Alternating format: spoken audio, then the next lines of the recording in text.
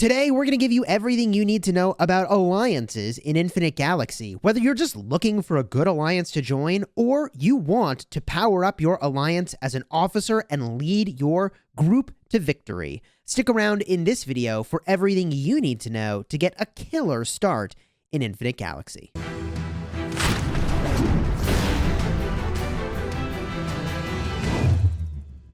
Hello, my friends, and welcome back. I'm Chisgule Gaming, a sponsored content creator for Infinite Galaxy, and we have made the #1 alliance, grown to it, quite frankly, in our nebula, and we have many more in our family that are rising up through the ranks. So in this video, we're going to give you everything I wish I had known at the start of the game to get an amazing start with an alliance.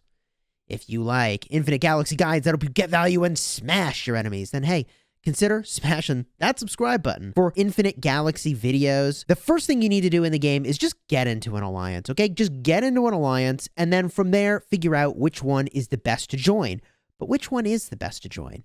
If we zoom way out, you can see that alliances claim territory. We're going to talk through, first of all, territory, the initial priority that you'll have as an alliance, and then alliance reserves, which is arguably the thing that you should spend 90% of your time thinking about once you get your territory kind of lined up, and that should happen very quickly.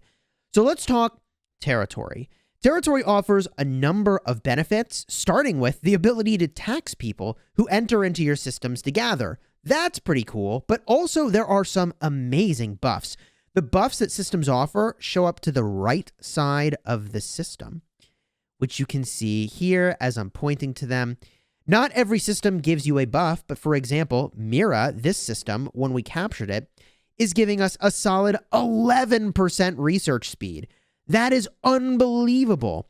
So your alliance should place territory very, very strategically to gain a whole bunch of buffs. And when I tap into the territory menu, you can see the buffs that we have accumulated are honestly fairly remarkable, even with a small amount of territory. Now, in order for your alliance to claim territory, you have to build a headquarters, and connected to that headquarters, you have to build outposts. Everything must be connected to your headquarters in a chain, or you're not going to get the benefit. So if I were to go back to the solar system, back to the galaxy, if we were to build, let's say, an outpost over here, it wouldn't be connected because this is our territory over here. So territory has to be connected. Even though you can build somewhere else, it has to be connected to get the benefits. Now, in order to build an outpost, you have to capture the star platform. When you do that, you'll go and you'll hit challenge as an officer. You'll pick a time. Everybody shows up, and there is a 45-minute window starting from that time for you to defeat the guardians of the star platform. When that's done, then and only then can an officer from your alliance either build or relocate an existing outpost. Those are the two options. Building a new outpost costs a lot of alliance reserves. This is, again, one of the very most important things that your alliance needs to be thinking about at all times. This right over here, alliance reserves, is absolutely game-changing critical. You need to have those to build the outpost or to transfer the outpost. Now, the cost of transferring an outpost from one location to another in the galaxy is actually very cheap to start and gets more and more and more expensive. We started in completely the wrong space, and we relocated here. So we did a lot of transferring of our outposts. That might be a mistake because later that cost could really be prohibitive, how much that goes up by. But so far, transferring our outposts has been infinitely cheaper than trying to delete and rebuild. So we've been pretty happy so far with this arrangement of our territory. Again, going for as many buffs as possible. However, there is one important thing you need to think about as well, which is your entrance to the next zone with your territory. You're going to want to be, I think, near one of these gates so that you can have continuous territory through the gate. I think we haven't gotten through here yet to figure that out. It could be that we will literally relocate everything that's here into this zone and then into the zone after that. We'll see. I'll know more soon. In fact, we're doing that at reset today. However, the next thing I want to talk about that is really important after we've covered territory, and I think we've done a pretty good job there. These symbols, by the way, indicate the number of places from which you can gather that type of resource in that system. And the higher level the territory is, the higher level the star platform is when you go and capture it. For instance, This one over here I showed you earlier, this is a different one, but whatever. This is a star platform level 3. The higher the level, the harder it is to capture, but also the more bountiful it is. That territory, when I make my way into the territory menu in your alliance, is going to show you, I hit planet development, those levels right over here. Transition to planets that you can go and gather resources from. This is all really important, but I think the thing I want to talk about now is where you should be spending 90% of your time. After you get your territory lined up, this is it. This is the whole thing. It's all about alliance reserves. Now, why do I keep saying this? The reason that alliance reserves are so absolutely critical, top tier priority, number one, I mean, you got to get territory, but number one priority is that you upgrade your alliance, that it increases your member limit. Well, the more members you have, the more people that make donations, which means you get more reserves, which we'll talk about in a second, which means you can have more members and you can have more territory and you get more donations, and you see how that cycle goes on and on and on. Members are crucial at the start of the game, if for no other reason than inflating your power on the leaderboard, making you an attractive alliance to go and join. It has a snowball effect in your favor or against you, and you really want to be on the right end of that snowball. The way that you get these alliance reserves is very important to understand. If we go here to upgrade, when I tap the need resources button, alliance technology donations give reserves and provide a lot of them. In addition, gathering and battling pirates or marauders in alliance territory, this is why territory was important, also gives you reserves.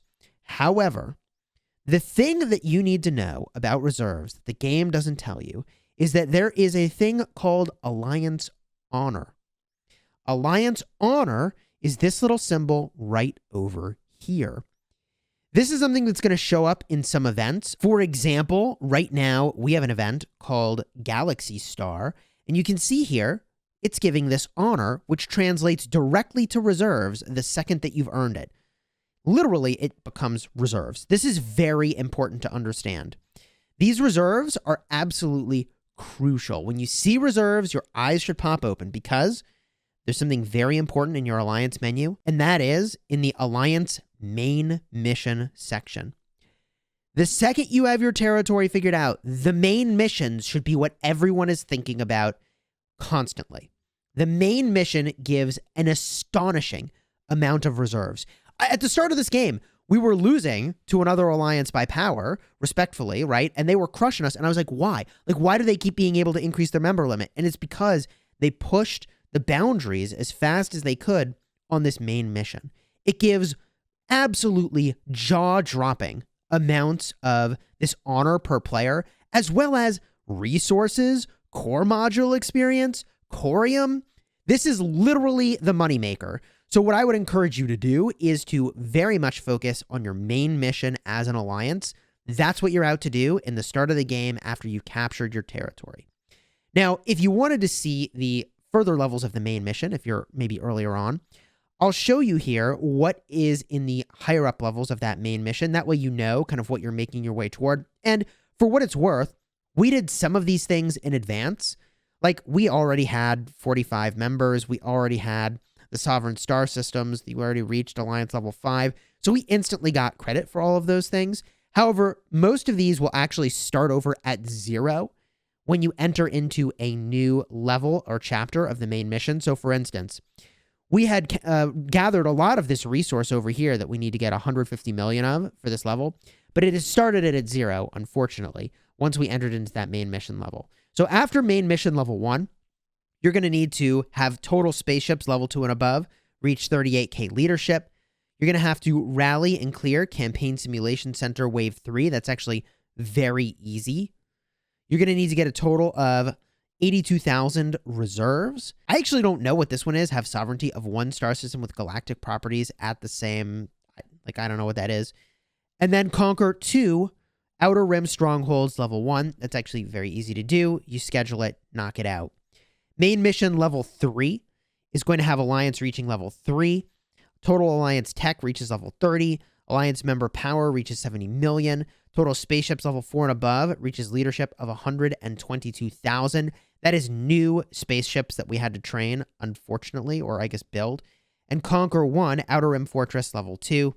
Pretty straightforward. We had already done that And I think it gave us credit, but we're doing so many of those, it doesn't matter. In Chapter 4, we had to have 45 members, gather deuterium, get sovereignty of 6 star systems, have it reach level 5 as an alliance, and conquer 1 inner starfield stage gate, which we're going to do later today. So this is the focus of your alliance. There, of course, are a lot of other benefits to your alliance. You get helps. Those helps will reduce the amount of time that it takes to actually go and get done your research and your building. Super crucial. The technology and the recommendations we've talked about earlier gives you some huge bonuses. Here you can see on the screen that it's giving me more reserves. I'll be honest, I mean, it's not that many reserves you get from this, and we were slamming Corium donations at the start of the game to try to just power up our reserves as fast as we could. This little symbol over here is showing you the amount of reserves that you're getting. This little symbol over here looks very similar to the Alliance Honor. However, I don't want you to confuse that with this over here. It's not strangely enough, it's not the same thing. You're also getting Alliance Shop Currency is what that is that I was showing you earlier. The Alliance Shop Currency is nice. There's some good stuff you can get over here. But that's what I would be focusing on with your alliance, all right? You want to upgrade this thing as high level as you can while still having the reserves you need to manage your territory and to have a nice cushion of reserves, presumably, for when we enter into the next zone, which will be happening very soon. Now, I have some guesses as to how this is going to go. I think we're going to be exploring. I think then we're going to be conquering and taking territory. If other people take territory that we want, then the conquering comes into play. Otherwise, we'll just schedule some times.